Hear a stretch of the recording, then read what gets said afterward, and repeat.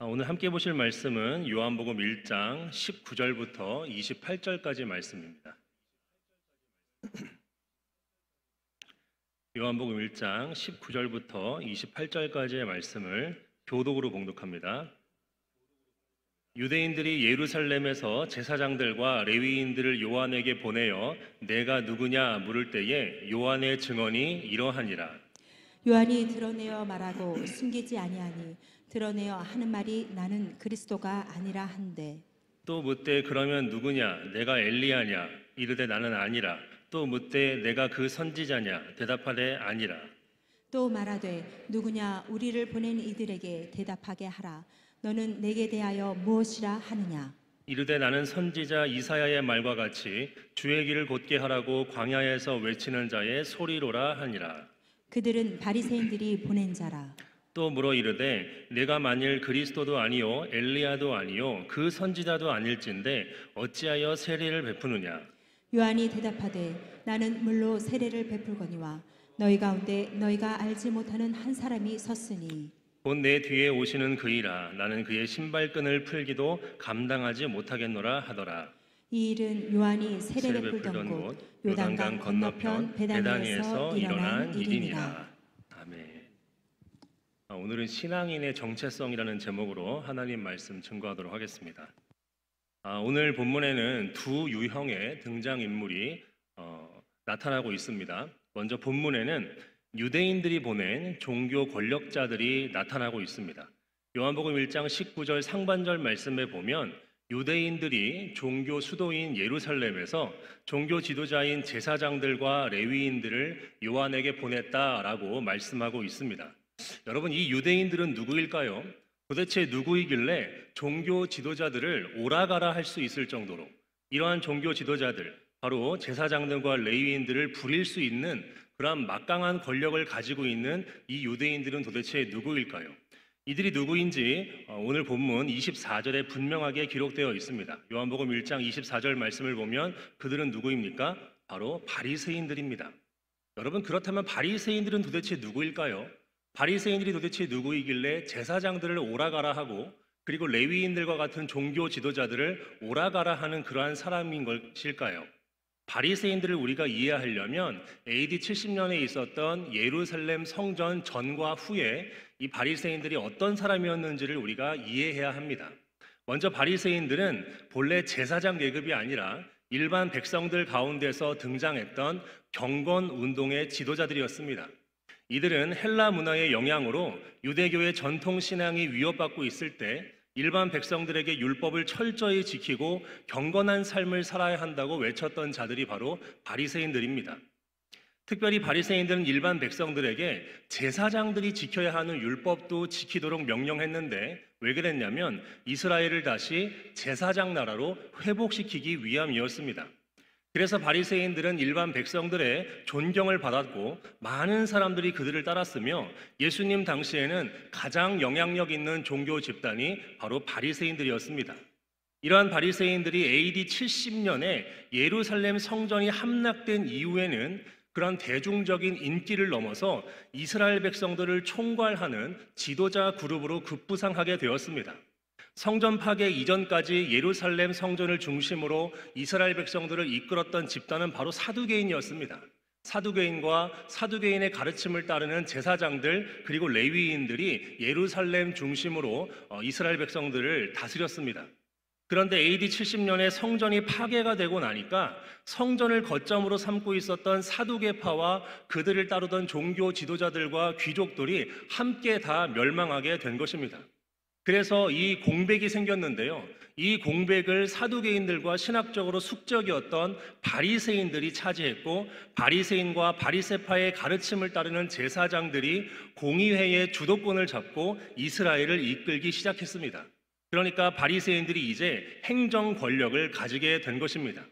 뿐만 아니라 이 바리새인들은 이 AD 70년에 예루살렘 성전이 무너지고 난 이후에 텔아비브 남쪽으로 24km 떨어진 곳에 야브네라는 지역이 있는데 거기에다가 유대인 학당을 세우고 랍비 유대교라는 오늘날까지도 이어지고 있는 그 랍비 유대교를 세워서 종교 권력까지도 차지했습니다.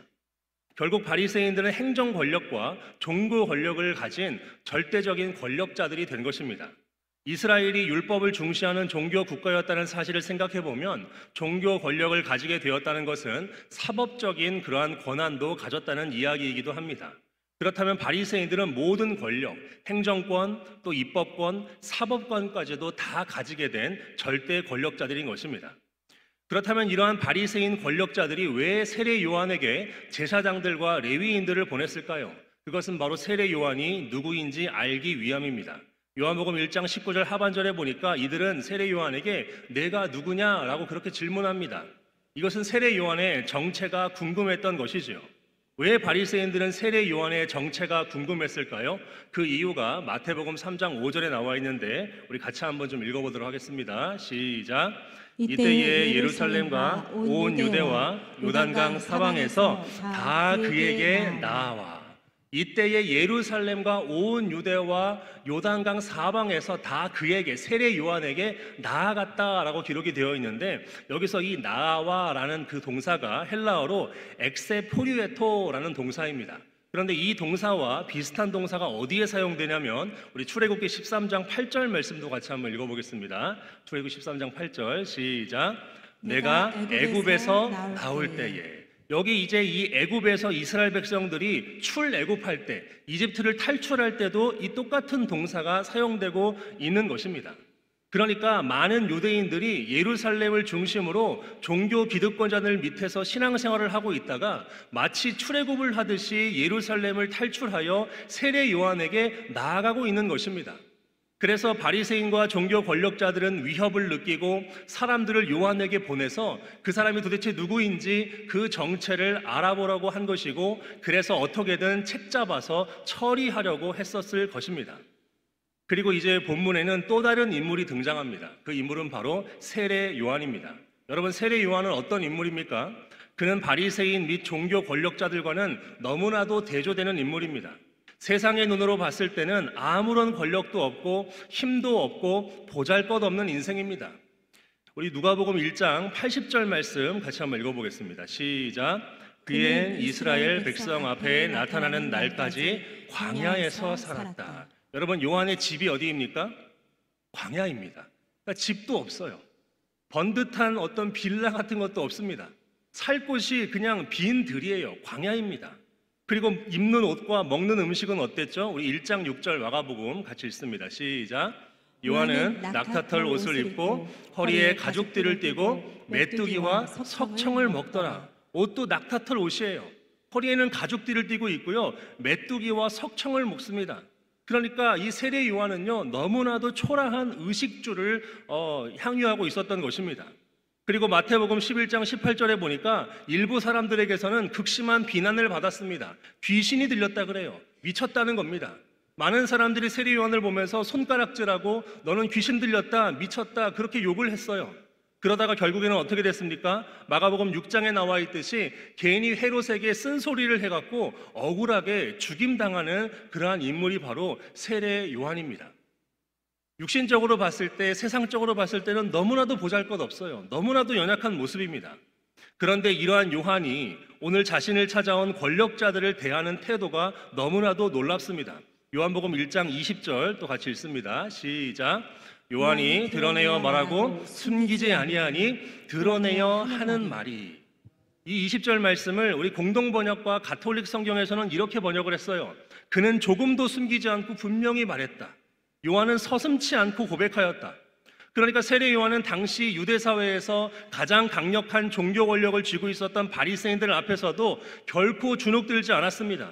그들의 비위를 맞추려고 노력하지도 않았어요. 너무나도 담대하고 조금도 거침이 없었습니다. 오늘날로 말하자면 대통령과 국회의장과 대법원장이 함께 보낸 대표자들 앞에서 아무 직책도 없는 촌구석의 이 한 사람이 고개를 빳빳하게 세우고 말한 것이나 마찬가지인 것입니다. 요한은 어떻게 이럴 수 있었을까요? 정답을 미리 말씀드리면 바로 분명한 신앙적인 정체성이 있었기 때문입니다. 우리 요한복음 1장 6절 말씀 같이 읽습니다. 시작. 하나님께로부터 보내심을 받은 사람이 있으니 그의 이름은 요한이라. 요한에게는요, 자신이 하나님으로부터 보내심을 받은 사람이라는 분명한 정체성이 있었습니다. 그래서 제사장과 레위인은 인간 권력자인 그 바리새인들이 보낸 사람들이었지만 세례 요한은 하나님께서 보내신 사람이었던 거예요. 이 의식이 분명히 있었습니다. 그래서 담대하게 사람이 보낸 자들 앞에서 하나님이 보낸 자가 담대하게 말할 수 있었던 것입니다. 세례 요한은 이 정체성에 뿌리를 두었기 때문에 두려워하거나 흔들리지 않으면서 사역했습니다. 권력자들 앞에서도 담대하게 회개하라고 선포하면서 말씀 사역을 잘 감당했고, 심지어는 헤롯 대왕 앞에서도 그가 저지른 잘못을 회개하라고 그렇게 담대하게 지적하기도 했습니다. 여러분들은 이 두 유형의 사람들 중에 어떤 유형의 사람들이 되고 싶습니까? 이 두 유형의 사람을 다시 한번 정리하겠습니다. 먼저 바리새인과 그들이 보낸 종교 지도자들입니다. 이들은 권력자입니다. 힘이 있어요. 인기도 많습니다. 어쩌면 돈도 많을 수 있어요. 당시 유대 사회는 종교 중심적인 사회였기 때문에 사람들에게 존경받았고 사회적으로도 명예도 있었을 것입니다. 그러나 이들은 하나님께 뿌리를 내린 자들이 아닙니다. 자신의 정체감을 하나님께 토대를 둔 자들이 아니에요. 오로지 자신의 힘과 능력과 권력과 명예를 자랑하며 그것을 의지했고 그것에 의해서 살아가는 그 사람들이 바로 바리새인들입니다.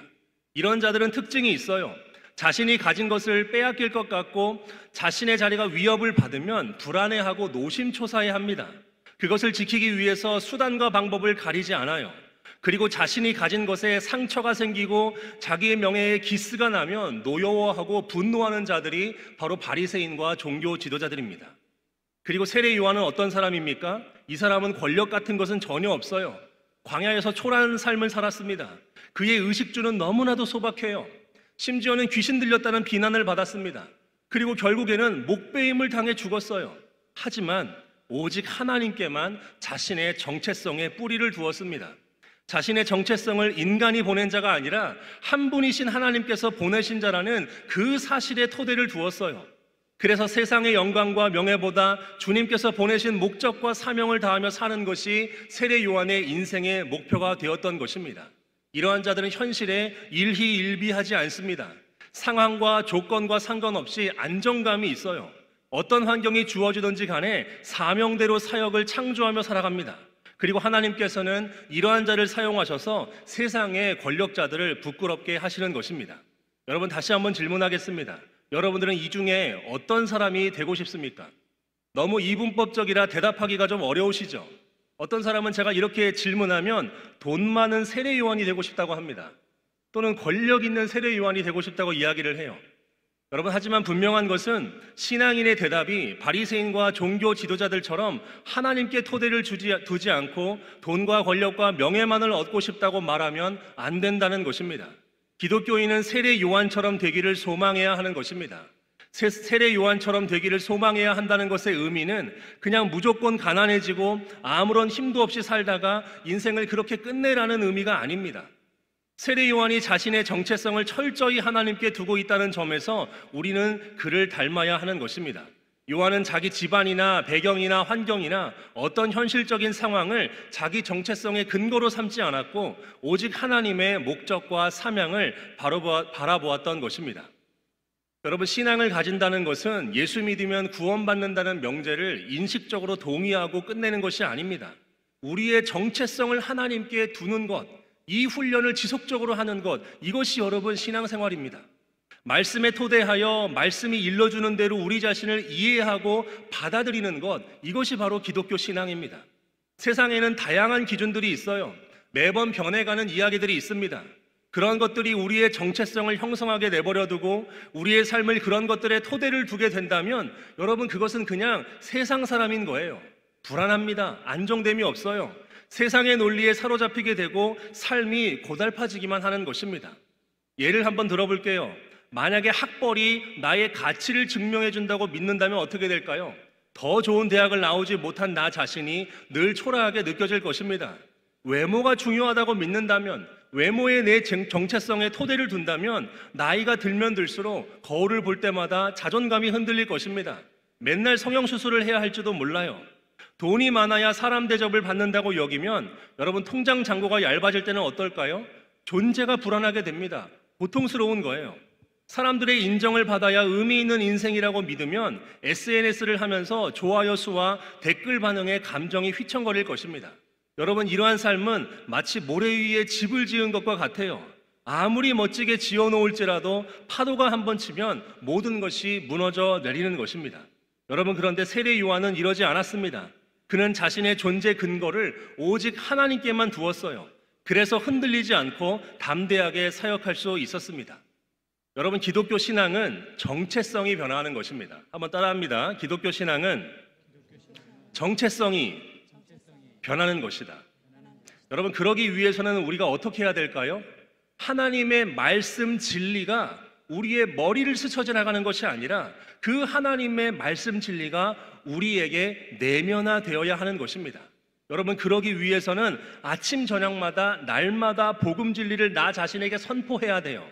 그리고 하나님 앞에 이 복음 진리를 가지고 가서 이 진리를 내면화시켜 달라고 기도해야 하는 것입니다. 정체성이 바뀌지 않으면 아무리 성경 공부를 많이 하고 종교 생활을 해도 변하지 않았던 그 바리새인과 종교 지도자들과 다름이 없는 거예요. 세상이 여러분들을 형성하게 두지 말고 하나님 안에서 형성되고 그 안에 뿌리를 내리는 여러분들이 되시기를 주님의 이름으로 축복합니다. 그리고 이어서 이제 이 세례 요한은 종교 지도자들의 내가 누구냐라는 질문에 대답을 합니다. 뭐라고 대답합니까? 우리 요한복음 1장 20절 우리 하반절 같이 한번 읽어보겠습니다. 시작. 나는 그리스도가 아니라 한데. 세례 요한은 자기 자신이 그리스도가 아니다라고 대답을 해요. 아마도 세간의 세례 요한을 그리스도로 추앙하는 그러한 흐름들이 있었던 것 같고, 종교 지도자들도 세례 요한이 그리스도처럼 자신들의 기득권을 위협할 존재인지 알고 싶어 했던 것 같아요. 세례 요한은 이 모든 것을 알고 자신이 그리스도가 아니다라고 그렇게 대답을 한 것 같습니다. 그러자 종교 지도자들은 질문을 바꿔서 세례 요한의 정체에 대해서 다시 한번 묻습니다. 우리 요한복음 1장 21절 상반절 읽습니다. 시작. 또 묻되 그러면 누구냐? 내가 엘리야냐? 이제 두 번째 질문이에요. 첫 번째는 그리스도냐라고 물어봤죠. 근데 두 번째는 네가 엘리야냐라고 물어봤습니다. 여러분, 세례 요한은 엘리야입니까? 엘리야가 아닙니까? 성경대로라면 엘리야가 맞습니다. 말라기 4장 5절 말씀에 보면은요, 내가 선지자 엘리야를 너희에게 보내리니 라고 그렇게 말씀하셨어요. 그리고 마태복음 11장 13절부터 14절 말씀에 보면 밑줄 친 것만 보시면 다시 오기로 된 엘리야가 누구라 그럽니까? 바로 세례 요한이라고 합니다. 성경적으로 봤을 때는요, 세례 요한은 엘리야가 맞아요. 그런데 요한복음 1장 21절 하반절 말씀에 세례 요한이 뭐라고 대답해요? 나는 엘리야가 아니다 라고 그렇게 이야기를 합니다. 왜 세례 요한은 이렇게 대답했을까요? 성경은 분명히 세례 요한이 엘리야다 라고 이야기를 합니다. 그런데 이 세례 요한은 자기가 엘리야가 아니다 라고 대답을 하고 있어요. 왜 세례 요한은 엘리야가 아니라고 대답했냐면, 당시의 유대교에는 메시아 같은 엘리야 사상이 있어요. 그 열왕기서에 나오는 그 엘리야가 아니라 마지막 때가 되면 엘리야처럼 이방 세력들을 다 없애고 이스라엘을 재건하는 그 메시아 같은 엘리야 사상이 당시에 편만에 있었습니다. 그러니까 종교 지도자들은 성경의 엘리야가 아니라 외경과 위경에 나오는 엘리야 사상에 근거해서 세례 요한에게 너가 그리스도가 아니라면 그러면 혹시 엘리야 같은 메시아냐라고 그렇게 물은 것이에요. 이것은 첫 번째 질문과 달라 보이지만 그 속뜻은 같습니다. 어떻게든 세례 요한이 자기를 메시아로 자처하게 해서 책잡으려 했던 것이에요. 그래서 세례 요한은 첫 번째 질문의 대답과 동일하게 나는 엘리야 같은 메시아가 아니다 라고 대답을 한 것입니다. 그리고 마지막으로 종교 지도자들은 한 번 더 질문합니다. 우리 요한복음 1장 21절 하반절도 같이 읽습니다. 시작. 또 묻되 내가 그 선지자냐? 이제 또 질문을 해요. 세례 요한에게 너가 그 선지자냐라고 질문하는 거죠. 여러분, 이것도 여러분들 대답해 보세요. 세례 요한은 선지자일까요? 아닐까요? 성경은 요한이 선지자다라고 대답을 합니다. 누가복음 1장 76절 말씀에 보면 세례 요한을 아이라고 표현하면서 내가 지극히 높으신 이에 뭐라 일컬음을 받습니까? 선지자라 일컬음을 받아요. 또 누가복음 20장 6절 말씀에서도 백성이 요한을 뭐라고 인정합니까? 선지자로 인정을 하고 있습니다. 그런데 세례 요한은 뭐라고 대답하나요? 요한복음 1장 21절 하반절에 대답하되 아니라 라고 대답을 해요. 성경은 분명히 이 세례 요한을 선지자다라고 그렇게 말하고 있는데 세례 요한은 자기가 선지자가 아니라라고 대답을 합니다. 왜 세례 요한은 자기 자신이 선지자가 아니라고 대답했을까요? 여기서 종교 지도자들이 의미하는 선지자는요, 일반적인 선지자가 아닙니다. 그 선지자, 바로 모세와 같은 선지자, 메시아로서의 선지자를 말하는 겁니다. 우리 신명기 18장 15절 말씀 같이 한번 읽습니다. 시작. 내 하나님 여호와께서 너희 가운데 내 형제 중에서 너를 위하여 나와 같은 선지자 하나를 일으키시리니 너희는 그의 말을 들을지니라. 여기 보면은 모세는 하나님께서 자기와 같은 선지자를 일으킬 것이라고 예언하는데 이 선지자는 일반적인 선지자가 아니라 모든 백성의 그의 말과 명령을 들어야 하는 그러한 선지자예요. 그러니까 일반 선지자가 아니라 선지자 같은 메시아를 나타내는 것입니다. 이 질문도 첫 번째와 두 번째 질문과 같은 질문이에요. 종교 지도자들은 세례 요한에게 내가 메시아와 같은 바로 그 선지자냐라고 물은 것이죠. 그러나 세례 요한은 그런 메시아가 아니다.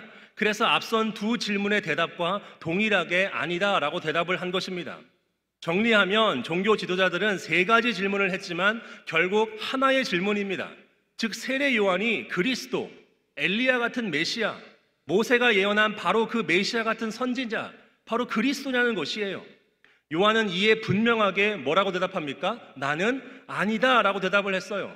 종교 지도자들이 무서워서 그렇게 대답을 한 것이 아닙니다.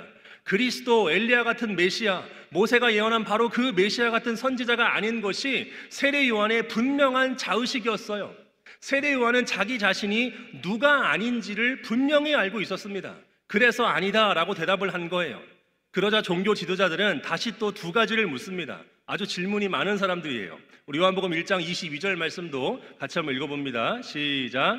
또 말하되 누구냐 우리를 보낸 이들에게 대답하게 하라. 너는 내게 대하여 무엇이라 하느냐. 첫 번째 질문은 뭐냐면 그러면 너가 도대체 누구냐는 거예요. 제발 좀 알려줘라 라고 질문을 하는 거죠. 그리고 두 번째 질문입니다. 우리 25절도 같이 읽습니다. 시작. 또 물어 이르되 내가 만일 그리스도도 아니요 엘리야도 아니요 그 선지자도 아닐진데 어찌하여 세례를 베푸느냐. 그러면 도대체 너가 누구인데 이렇게 세례를 베푸느냐. 이게 두 번째 질문입니다. 이에 대해서 세례 요한은 친절하게 하나씩 대답을 합니다. 먼저 내가 도대체 누구냐라는 질문에 대한 대답입니다. 우리 요한복음 1장 23절 같이 읽습니다. 시작. 이르되 나는 선지자 이사야의 말과 같이 주의 길을 곧게 하라고 광야에서 외치는 자의 소리로라 하니라. 아멘. 세례 요한이 자기 자신을 뭐라 그래요? 한 단어로 소리라고 이야기를 합니다. 여러분 이것은요 마치 어떤 멋진 배우에게 가서 당신은 누구십니까? 라고 물으면은 나는 정우성입니다 라고 대답할 수 있는 거잖아요.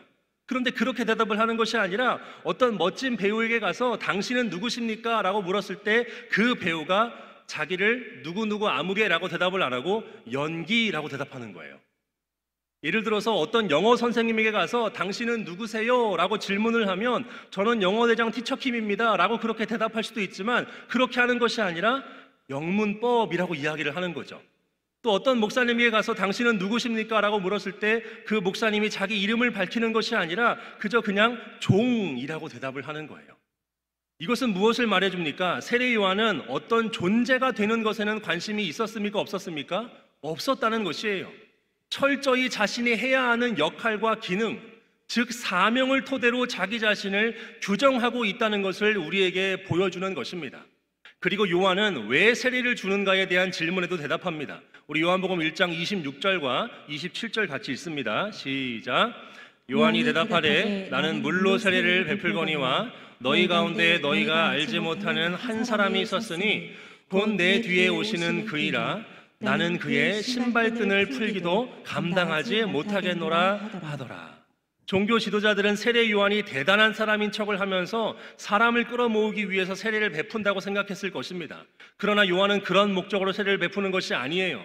세례 요한이 세례를 베푸는 목적은 너희 가운데 알지 못하는 한 사람, 즉 자신이 그의 신발끈을 풀기도 감당할 수 없는 바로 그 사람, 바로 예수 그리스도를 나타내게 하기 위해서 세례를 베풀고 있는 것입니다. 다시 말하면 요한은 주의 길을 준비하는 소리로서의 역할을 감당하기 위해 세례를 베풀고 있는 것입니다.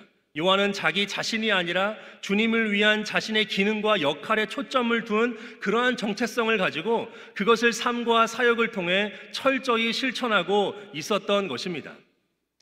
여러분, 신앙인들은요, 자신이 누구인지 아는 것도 참 중요합니다. 하지만 누가 아닌지를 아는 것이 더욱더 중요하다라고 생각합니다. 내가 누가 아닌지를 알고 허황된 것보다 자신의 역할과 기능을 분명히 아는 것이 신앙인들에게는 너무나 중요한 것 같아요. 세례 요한은 자신이 누가 아닌지를 분명히 알고 있었습니다. 요한은 그리스도도 아니었고 엘리야와 같은 메시아나 신명기가 예언한 바로 그 메시아 같은 선지자도 아니었어요. 그는 오직 자신의 기능과 역할로만 자신을 규정했고 모든 인생을 주님을 예비하는 소리로서 그렇게 살았던 것입니다. 그런데 교회 안에 보면은요, 부끄러운 모습들이 좀 있는 것 같아요. 교회 안에 자신의 역할과 기능을 착각하고 누가 아닌지를 모르는 경우가 종종 있습니다. 어떤 부교역자는 자기가 담임 목사인 줄 착각하기도 해요. 그리고 어떤 성도는 자신을 목회자나 또는 장로 정도로 생각을 하고 권위를 가지려고 하는 사람들도 있습니다. 이러한 모습들은 모두 안타까운 모습들이에요. 우리는 어느 자리에 있는지 자신의 분명한 역할과 기능을 파악하고 자신이 누가 아닌지를 분명히 알아야 하는 것입니다. 그리고 예수 그리스도만을 드러내야 하는 거예요. 지금은 소천했지만 세계적인 복음 전도자 빌리 그레이엄 목사님을 모르는 사람이 아무도 없을 것입니다. 이분은 여러 미국 대통령의 영적인 조언자였고 특히 닉슨 대통령 시절에는 백악관에 자주 불려가서 믿음의 조언을 했다고 합니다. 그래서 닉슨 정권 사람들이 이 빌리 그레이엄 목사에게 정치에 나서달라고 그렇게 요청을 했는데 그때 빌리 그레이엄 목사님이 이렇게 답했다고 합니다. 나는 정치인이 아닙니다. 나는 복음 전도자일 뿐입니다. 이 빌리 그레이엄 목사님은 누가 아닌지를 분명히 알았던 것입니다. 자신은 정치인이 아니고 특정 정당의 지지자가 아니라 하나님께서 부르신 전도자라는 사실을 분명히 알았던 것입니다. 장로교회는 칼빈이 중요한 인물이지만 감리교회는 요한 웨슬레가 그만큼 중요한 지도자입니다. 이 웨슬리는 영국 옥스퍼드 대학교 교수로 명망 높은 신학자이자 신실한 성직자였지만 감리교 운동을 주도하면서 영국 교회로부터 설교권을 박탈당하게 되었습니다. 그러나 그는 설교권이 사라졌다고 해서 목회 사역을 멈추지 않았습니다. 오히려 이렇게 고백을 했어요. 나는 교회 설교단은 잃었지만 온 세상이 나의 강단이 되었다. 그러면서 이 웨슬레 목사님은 거리에서 그리고 광장에서 또 시장에서 심지어 감옥에서도 말씀을 전하면서 수많은 사람들에게 복음을 전했습니다. 웨슬리는 세례 요한처럼 어떤 직위나 직분을 중요하게 생각하지 않았고 자신이 하나님께로부터 받은 사명과 기능이라는 것을 너무나도 중요하게 여겼던 사람이었습니다. 그래서 사람의 인정을 따르기보다 하나님 앞에서의 정체성에 뿌리를 내리고 끝까지 복음을 외치는 소리로서 살았던 것입니다. 여러분, 그러므로 우리가 신앙인다운 정체성을 가지고 살아가려면 반드시 두 가지를 기억해야 합니다. 첫 번째로 누가 아닌지를 여러분들이 분명히 아셔야 됩니다. 누가 아닌지를 분명히 안다는 것은 믿음의 분량대로 생각하는 것이에요.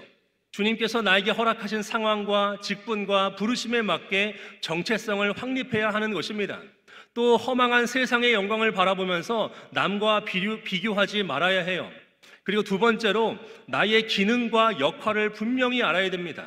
이걸 로마서에서는 이렇게 표현합니다. 우리 로마서 11장 29절 말씀 같이 읽습니다. 시작. 하나님의 은사와 부르심에는 후회하심이 없느니라. 하나님의 은사와 부르심이에요. 이것은 하늘이 무너져도 철회되지가 않습니다. 외적인 환경과 조건이 무너져도 회수되지 않는 거예요. 그렇기 때문에 자신의 은사와 부르신 목적을 힘써 찾아야 하고 그것을 통해 주님을 섬기는 것이 나의 정체성이자 인생의 목적이어야 합니다.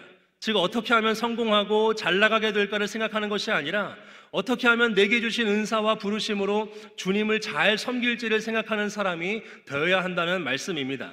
이제 말씀을 맺도록 하겠습니다. 여러분, 내가 가진 정체성에 대해서 돌아보는 한 주가 되었으면 좋겠습니다. 나는 누구이고 또 누가 아닌가?